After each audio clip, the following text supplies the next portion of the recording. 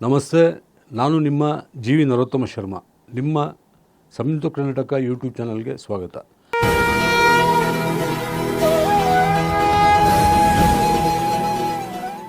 ಈ ದಿನ ನಾವು ಡಿಸೆಂಬರ್ ತಿಂಗಳ ಕನ್ಯಾ ರಾಶಿ ಸಂಜಾತರ ಮಾಸ ಭವಿಷ್ಯ ಫಲ ತಿಳಿಯೋಣ. ಕನ್ಯಾ ರಾಶಿ ಸಂಜಾತರಲ್ಲಿ ಉತ್ತರ ಫಲ್ಗುಣಿ ಹಾಗೂ ಹಸ್ತ ನಕ್ಷತ್ರ ಸಂಜಾತರಿಗೆ ಈ ತಿಂಗಳು ಅತ್ಯಂತ ಅಧಿಕ ಶುಭ ಫಲಗಳುಂಟು. ಹಾಗೆಯೇ ಚಿತ್ತಾ ನಕ್ಷತ್ರ ಸಂಜಾತರಿಗೆ ಶುಭ ಮಿಶ್ರ ಫಲಗಳಿದೆ.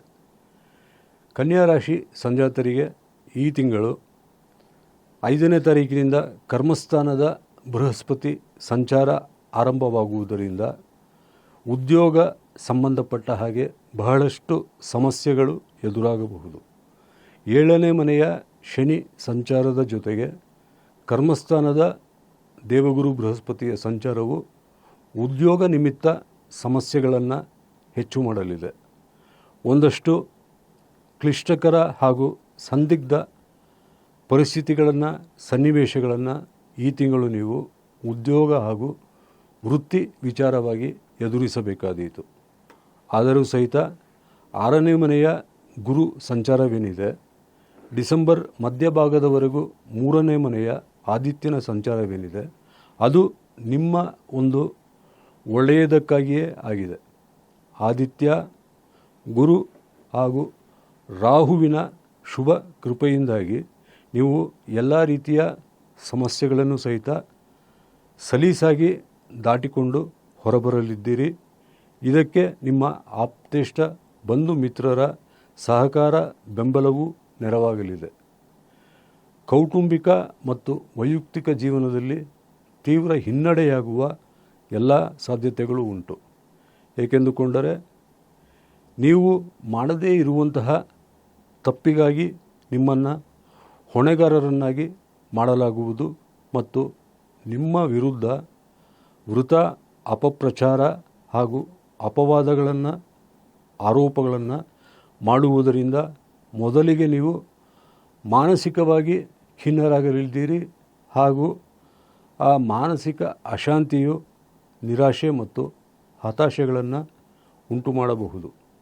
ಹೀಗಾಗಿ ನೀವು ಈ ತಿಂಗಳಲ್ಲಿ ದೃಢ ಮನಸ್ಸಿನಿಂದ ನಿಶ್ಚಲವಾದಂತಹ ನಿರ್ಧಾರಗಳನ್ನು ತೆಗೆದುಕೊಂಡು ಯಾವುದೇ ಸಂದರ್ಭದಲ್ಲಿಯೂ ಸಹಿತ ಆತ್ಮವಿಶ್ವಾಸವನ್ನು, ಸ್ವನಂಬಿಕೆಯನ್ನು ಬಿಟ್ಟುಕೊಡದೆ ಎಲ್ಲ ಸಂದಿಗ್ಧ ವ್ಯತಿರಿಕ್ತ ಪರಿಸ್ಥಿತಿಗಳನ್ನು ಧೈರ್ಯವಾಗಿ ಎದುರಿಸಬೇಕು ಹಾಗೂ ನಿಮ್ಮದೇನೂ ತಪ್ಪಿಲ್ಲ ಎಂಬುದನ್ನು ನೀವು ನಿರೂಪಿಸಬೇಕಾಗಬಹುದು.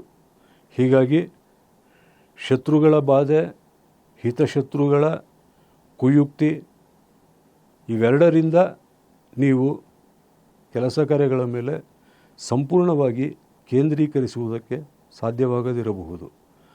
ಕೌಟುಂಬಿಕ ಅಶಾಂತಿ, ಅಸಮಾಧಾನಗಳು ಸಹಿತ ನಿಮ್ಮ ವೃತ್ತಿ, ಉದ್ಯೋಗ ಹಾಗೂ ವ್ಯಾಪಾರದ ಮೇಲೆ ನಕಾರಾತ್ಮಕ ಪರಿಣಾಮಗಳನ್ನು ಬೀರುವ ಸಾಧ್ಯತೆಗಳಿವೆ.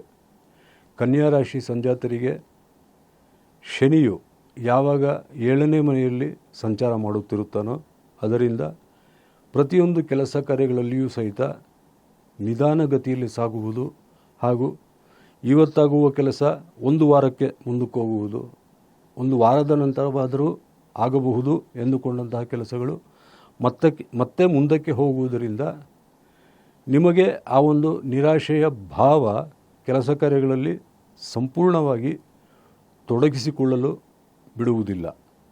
ಈ ರೀತಿ ಆಗದಂತೆ ಇರಲು ನೀವು ದಶರಥ ಕೃತ ಶನಿ ಸ್ತುತಿಯನ್ನು ಪಠಿಸಿ, ನಾರದ ಕೃತ ಗಣೇಶ ಸ್ತುತಿಯನ್ನು ಪಠಿಸಿ. ಯಾವಾಗ ನೀವು ದಶರಥಕೃತ ಶನಿ ಸ್ತುತಿ ಹಾಗೂ ನಾರದಕೃತ ಗಣೇಶ ಸ್ತುತಿಯನ್ನು ಪಠಿಸುತ್ತೀರೋ ಆಗ ಆ ಶನಿಯ ನಕಾರಾತ್ಮಕ ಪರಿಣಾಮಗಳು, ಪೀಡನೆಗಳು ನಿಮ್ಮನ್ನು ಬಾಧಿಸಲಾರದು.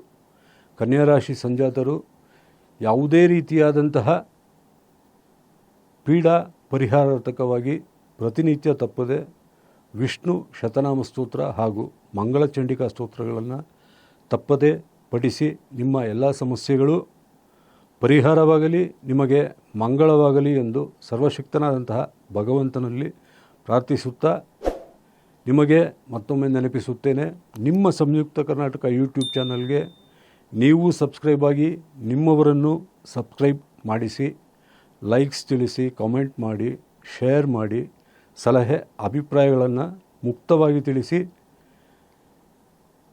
ಮತ್ತೆ ಮುಂದಿನ ಜ್ಯೋತಿಷ್ಯ ಕಾರ್ಯಕ್ರಮದಲ್ಲಿ ಭೇಟಿಯಾಗುತ್ತೇನೆ. ಧನ್ಯವಾದಗಳು.